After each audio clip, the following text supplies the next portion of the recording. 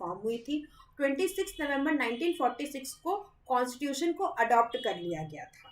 ठीक है, अब एक बार ये समझते हैं कि कॉन्स्टिट्यूशन तो हमारा 26 जनवरी 1949 तक रेडी हो चुका था, फिर इसको 26 नवंबर, तो उसको 26 जनवरी को ही क्यों अडॉप्ट किया गया? तो उसका सबसे बड़ा रीजन ये था कि 26 January was chosen on the same day in 1930 as Purna Swaraj, जिसको बोलते हैं complete independence, was declared by Indian National Congress at Lahore session. Lahore session में 26 जनवरी 1930 को 1930 से मनाया जा रहा था पूर्ण स्वराज, मतलब कंप्लीट इंडिपेंडेंस, ये बनाया जा रहा था इंडियन नेशनल कांग्रेस के द्वारा।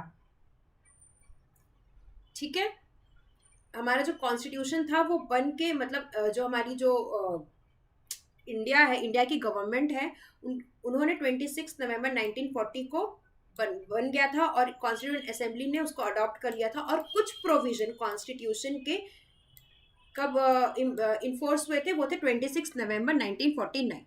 16 क्वेश्चन है हमारा, वो है the constitution of India came into force, कि मतलब जो कॉन्स्टिट्यूशन ऑफ इंडिया है वो फोर्स में कब से आने लगा, मतलब कब से पूरे भारत में वो लागू होने लगा।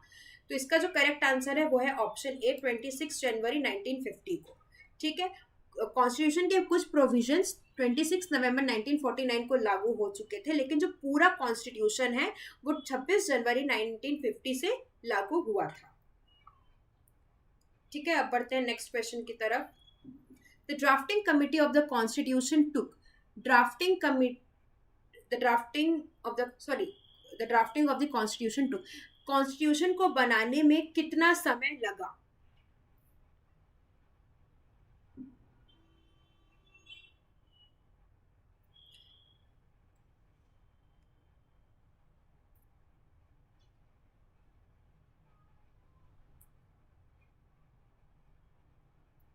इसका जो करेक्ट आंसर है वो है, इसका जो करेक्ट आंसर है वो है option B, 2 years 11 months and 18 days। 2 साल 11 महीना और 18 दिन लगा था हमारे कॉन्स्टिट्यूशन को बनने में।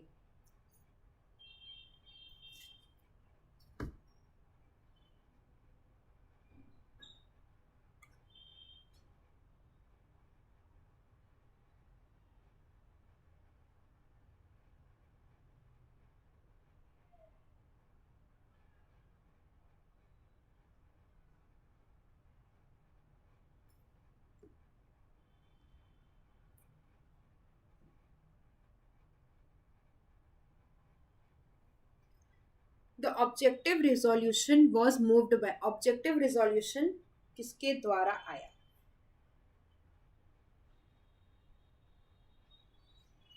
ठीक है, इसका करेक्ट आंसर है वो है option A, Jawaharlal Nehru. The objective resolution was a statement of ideals and goals that led the philosophical foundation for the Indian constitution. इसको प्रेजेंट किया गया था जवाहरलाल नेहरू जी के द्वारा। डेट जो थी वो थी 13 दिसंबर 1946 को, और adopted by the constituent assembly ने इसको अडॉप्ट किया था 22 जनवरी 1947 को। अब ये इंपॉर्टेंट क्यों है, एक बार ये समझते हैं। इसका जो सबसे पहला पॉइंट है वो ये है कि ये रिजोल्यूशन एक विजन डॉक्यूमेंट था कि भारत का संविधान कैसा होगा। ठीक है, बाद में इसका बड़ा हिस्सा इंडियन कॉन्स्टिट्यूशन के प्रियम्बल में शामिल किया गया। ठीक है, ऑब्जेक्टिव रिजोल्यूशन का जो एक बहुत बड़ा पार्ट था वही जाके बना हमारा आगे चल के प्रियम्बल। ठीक है, की फीचर्स की बात करें कि ऑब्जेक्टिव रिजोल्यूशन में क्या क्या चीजें थी। सबसे पहला था वो था ये था, India will be an independent sovereign Republic, Bharat पूरी तरह से स्वतंत्र और प्रमुख संपन्न देश होगा। सेकेंड पॉइंट ये था कि justice, equality and freedom for all, सभी नागरिकों को समानता, स्वतंत्र और न्याय मिलेगा। थर्ड वो ये था कि power will belong to the people, Bharat की सत्ता जनता के हाथों में होगी, यानी डेमोक्रेसी। ठीक है, फोर्थ ये था कि safeguards for minorities, backward and tribal people. Fifth ये था कि uphold international peace and corporation. Six था सोशियो इकोनॉमिक जस्टिस, समाज और अर्थव्यवस्था में भी न्याय और समानता लाई जाएगी। ऑब्जेक्टिव रिजोल्यूशन एक ऐसा प्रस्ताव था जो यह तय करता था कि हमारा संविधान किन मूल सिद्धांतों पर आधारित होगा, जैसे स्वतंत्रता, समानता, धर्मनिरपेक्षता और लोकतंत्र। इसे पंडित जवाहरलाल नेहरू जी ने पेश किया और बाद में हमें संविधान के प्रियम्बल के आधार पर बना। ठीक है।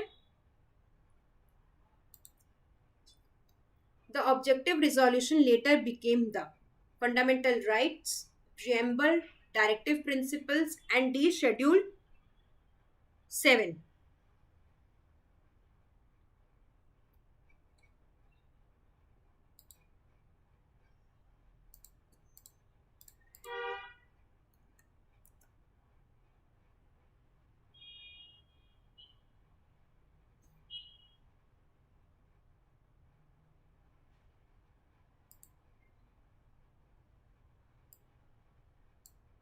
इसका जो करेक्ट आंसर है वो है ऑप्शन बी, जो कि है प्रियम्बल। ठीक है, जो कि हमने प्रीवियस वाली क्वेश्चन में अभी अच्छे से हमने डिटेल में समझा कि ऑब्जेक्टिव रिजोल्यूशन क्या था, किनके द्वारा आया गया और कौन सी तारीख को आया।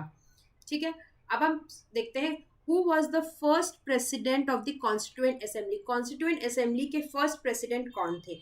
Option A Rajendra Prasad, option B Sachindra Nanda Sinha, option B B N Rao और ऑप्शन बी पट्टा भाई सीतारामैया।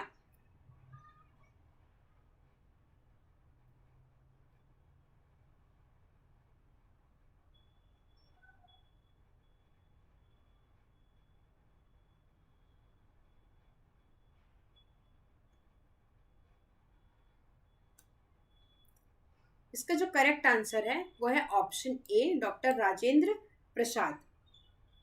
ठीक है, ये बने थे 11 दिसंबर 1946 को। ठीक है, इनका जो रोल था वो था presides over the constituent assembly during debates and adoption of the constitution. ये कॉन्स्टिट्यूएंट असेंबली को प्रिसाइड करते थे ड्यूरिंग डिबेट्स और जब कॉन्स्टिट्यूशन अडॉप्ट हो रहा था तब। साहिद खान, हाउ, आप प्लीज अपना क्वेश्चन थोड़ा सा स्पेसिफाई कीजिए, मैं आपको जरूर आंसर दूंगी।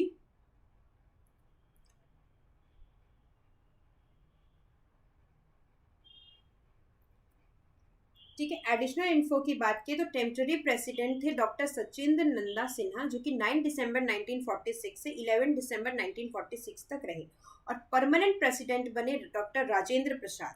ठीक है, जो कि 11 दिसंबर 1946 से 26 जनवरी 1956 तक रहे। ठीक है, और उसके बाद आगे चल के वो फर्स्ट प्रेसिडेंट ऑफ इंडिया भी बने, जो कि 1950 से लेके 1962 तक। ठीक है, अब हम बढ़ते हैं नेक्स्ट क्वेश्चन की तरफ।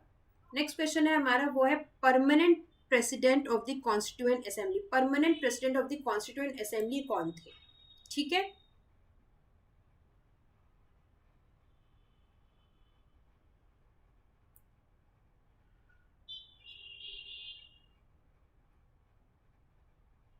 नाइनटीन क्वेश्चन डिटेल में बता सकते हो? बिल्कुल बता सकते हैं, एक बार मैं चेक कर लेती हूँ।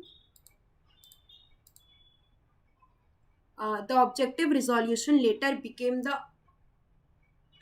जी, जो ऑब्जेक्टिव रिजोल्यूशन था, ठीक है, वो जवाहरलाल नेहरू जी के द्वारा आया था। ठीक है, मैं आपको डेट बता देती हूँ ताकि आपको याद रहेगा, क्योंकि एक इम्पॉर्टेंट है। ठीक है, ऑब्जेक्टिव रिजोल्यूशन को प्रेजेंट किया था डॉक्टर जवाहरलाल नेहरू जी ने। ठीक है, और ये कब आया था? 13 दिसंबर 1946 को, और इसको कॉन्स्टिट्यूएंट असेंबली के द्वारा अडॉप्ट किया गया था 22 जनवरी 1947 को। ठीक है, अब बात करते हैं कि ऑब्जेक्टिव रिजोल्यूशन इंपॉर्टेंट क्यों है। तो जो ऑब्जेक्टिव रिजोल्यूशन है, ये एक रिजोल्यूशन था कि एक विजन डॉक्यूमेंट था कि भारत का जो संविधान है वो कैसा रहेगा। मतलब जब भारत का संविधान उस टाइम तो बना नहीं था, ना ही उस टाइम उसका प्रोसीजर स्टार्ट हुआ था। तो जब हमारा भारत का जब खुद का कॉन्स्टिट्यूशन बनेगा तो वो कैसा होगा, या क्या क्या चीजें हम उस कॉन्स्टिट्यूशन पे ऐड करेंगे।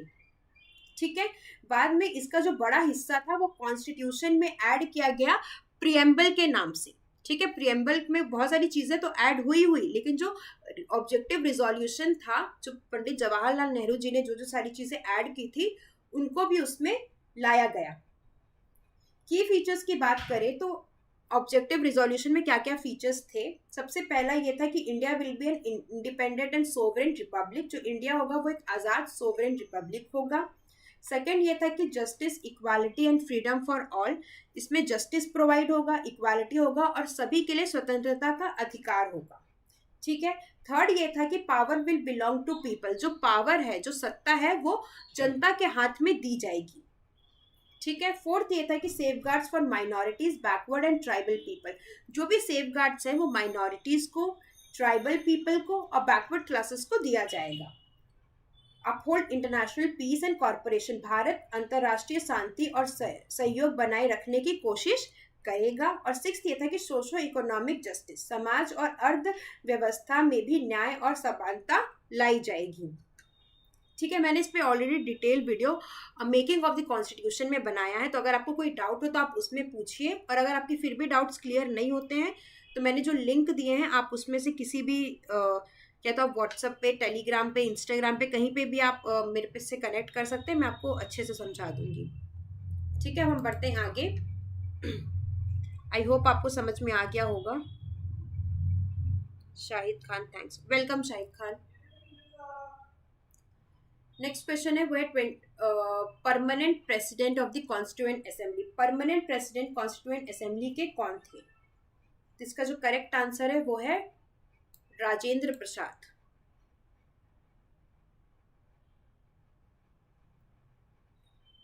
आप आईपीएस हो क्या?